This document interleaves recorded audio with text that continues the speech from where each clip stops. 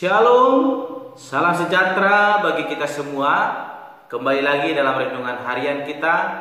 Mari Bapak Ibu kita memuji Tuhan. Kita katakan El Shaddai. Tak usah ku takut, Allah menjagaku. Tak usah ku bimbang, Yesus peliharaku. Tak usah ku susah, Roh Kudus hiburku. Tak usah ku cemas, Dia memberkatiku. El Shaddai, El Shaddai, Allah Maha Kuasa. Dia besar, Dia besar, El Shaddai mulia, El Shaddai, El Shaddai, Allah Maha Kuasa. Berkat-Nya melimpah,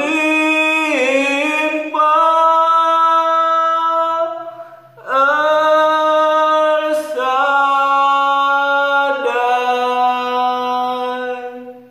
Amin. Mari Bapak Ibu kita membuka Alkitab kita dari kitab Ayub pasal ke-34 ayat pertama sampai dengan yang ke-30. Demikianlah firman Tuhan dengan perikop Allah tidak berlaku curang. Maka berbicaralah Elihu, dengarkanlah perkataanku, kamu orang-orang yang mempunyai hikmat, berilah telinga kepadaku, kamu orang-orang yang berakal budi. Karena telinga itu menguji kata-kata seperti langit-langit mengecap makanan. Biarlah kita memutuskan bagi kita sendiri apa yang adil, menentukan bersama-sama apa yang baik. Karena Ayub berkata, aku benar, tetapi Allah mengambil hakku. Kendati aku mempunyai hak, aku dianggap berdusta. Sekalipun aku tidak melakukan pelanggaran, lukaku tidak dapat sembuh lagi. Siapakah seperti Ayub, yang minum hujatan terhadap Allah seperti air, yang mencari persekutuan dengan orang-orang yang melakukan kejahatan dan bergaul dengan orang-orang fasik? Karena ia telah berkata, tidak berguna bagi manusia kalau ia dikenan Allah.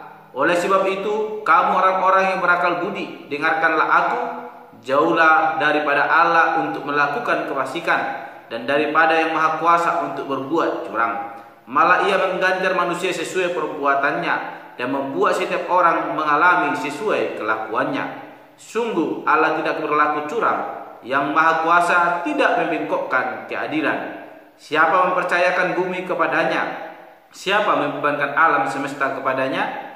Jikalau ia menarik kembali rohnya dan mengembalikan napasnya padanya, maka binasalah bersama-sama segala yang hidup, dan kembalilah manusia kepada debu.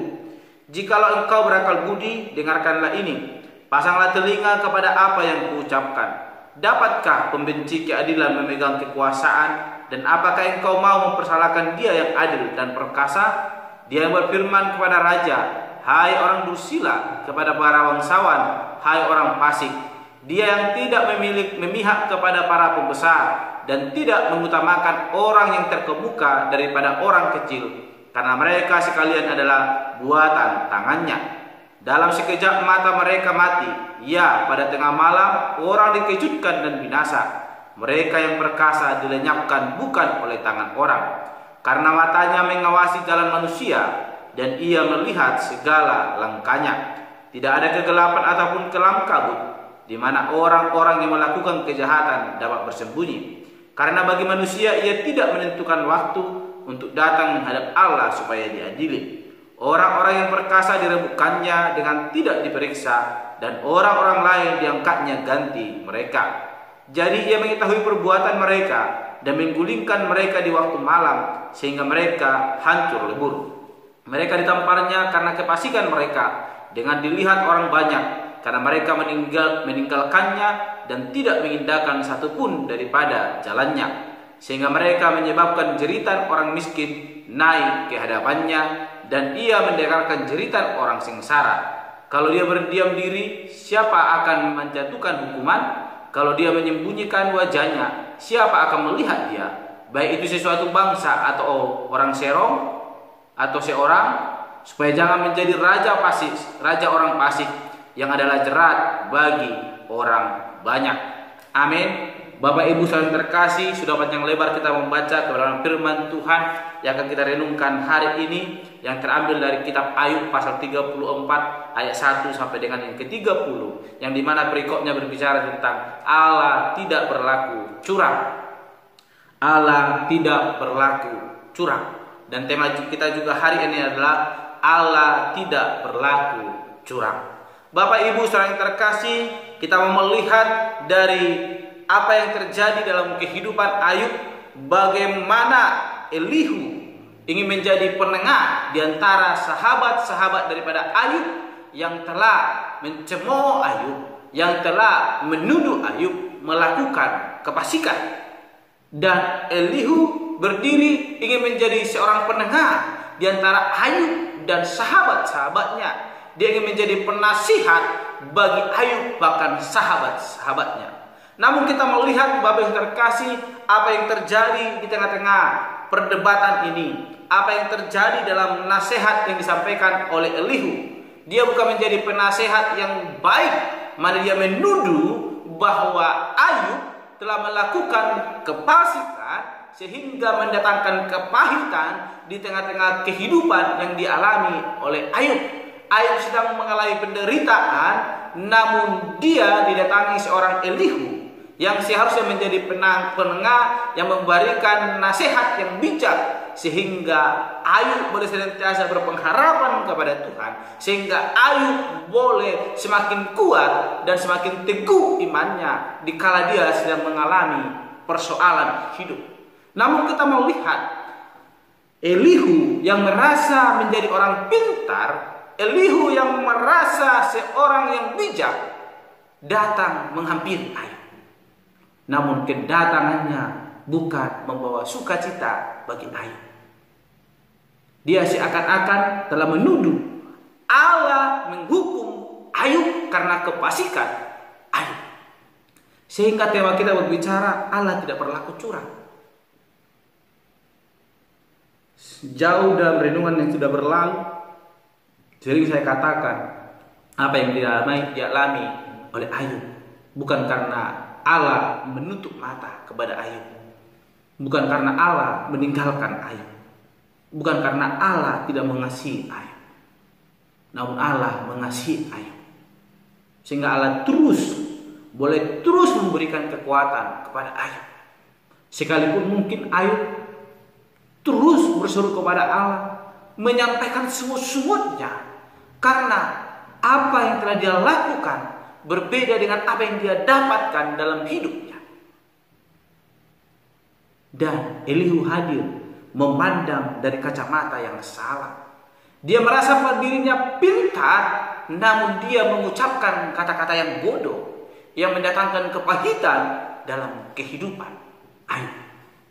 Jadi Bapak Ibu yang terkasih, apa yang kita pelajari dalam renungan hari ini, kita mau diajak untuk melihat dari kacamata Allah. Ketika seseorang mengalami persoalan, kehadiran kita bukan menjadi justru membuat seseorang itu semakin terpuruk, atau seseorang itu semakin mengalami kepahitan yang semakin dalam. Jadi renungan hari ini mau mengajarkan kita terus belajar akan kehendak Allah dalam hidup kita, sehingga kita tidak melihat dalam satu sisi apa yang sedang terjadi dalam kehidupan seseorang. Jadikan hidup kita, kehadiran kita adalah seperti sebuah lilin yang boleh memancarkan terang di tengah-tengah kegelapan. Bukan menjadi lilin yang tidak memiliki cahaya, yang tidak memiliki arti, yang hadir dalam kegelapan, yang membuat kegelapan itu makin gelap, dan hidup kita juga masuk dalam kegelapan.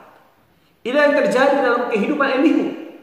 Kehadirannya membuat suasana semakin gelap.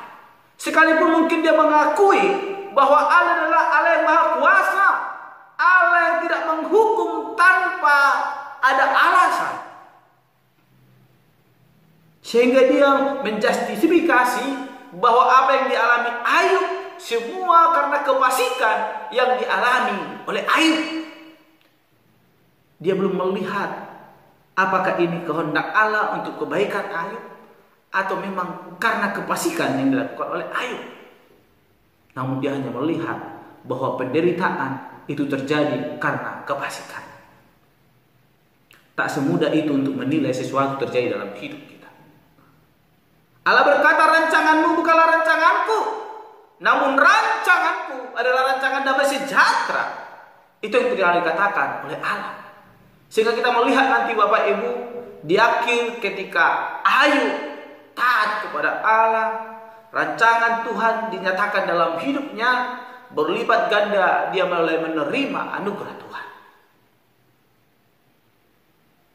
Ketika hal ini terjadi, masih beranikah Elihu menuduh Ayub adalah orang fasik? Mungkin akhirnya Elihu akan menutup mata, bahkan tidak berani memandang Ayub, karena dia telah menghakimi Ayub atas setiap apa yang dialami oleh Ayub. Oleh karena itu, Bapak Ibu yang terkasih, kita sebagai orang percaya, jangan biarkan kehadiran kita menjadi hakim yang tidak adil. Jangan biarkan kehadiran kita seperti lilin yang tidak memiliki terang. Jadikan hidup kita sebagai orang percaya yang hadir untuk mengasihi orang lain di sekitar kita. Lewat kehadiran kita, orang tersebut merasakan kenyamanan, damai daripada Tuhan Allah. Oleh karena itu, Bapak terkasih, jangan pernah berpikir bahwa seseorang yang mengalami persoalan adalah orang yang sedang dihukum oleh Allah. Allah tidak pernah berbuat curang kepada siapapun. Biarkan Allah yang boleh mengadili. Jangan biarkan diri kita yang mengadili. Namun hadirlah kita menjadi sahabat Kristus, menjadi orang-orang yang mengasihi orang lain.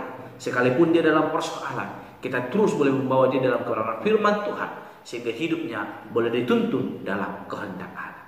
Oleh karena itu, tetap hidupi kebenaran firman Tuhan, sehingga kita terus memiliki hikmat dalam menjalani kehidupan kita, dan kita bertindak sesuai dengan kehendak Allah. Ingat, Allah tidak pernah berlaku curang. Allah adalah Allah yang setia. Rancangan Allah adalah rancangan damai sejahtera. Amin. Mari kita berdoa. Bapa Surgawi, kami bersyukur untuk perenungan hari ini yang mengajarkan kami bahwa Allah tidak pernah berlaku curang. Rancanganmu adalah rancangan damai sejahtera. Tuhan, kami belajar dari kehidupan Elihu yang boleh menuduh apa yang terjadi dalam kehidupan Ayub adalah sebuah perbuatan fasik. Tuhan, ajar kami supaya kami tidak menjustifikasi terlalu gampang dan terlalu mudah. Namun ajar kami Tuhan, lewat kehadiran kami boleh membawa kasih, bahkan damai kepada setiap orang yang ada di sekitar kami. Sehingga kesulitan yang mereka alami boleh mereka lalui di dalam kasih yang daripada Tuhan Allah, dan mereka semakin berpengharapan kepada Tuhan Allah. Terima kasih Bapa, menjadi kerinduan kami, jadikan kami menjadi terang dimanapun kami berada sesuai dengan kehendak Tuhan Allah. Terpuji Engkau Bapa, dalam kami berdoa dan menutup renungan harian hari ini. Haleluya. Amin. Shalom Bapak Ibu, Tuhan Yesus memberkati.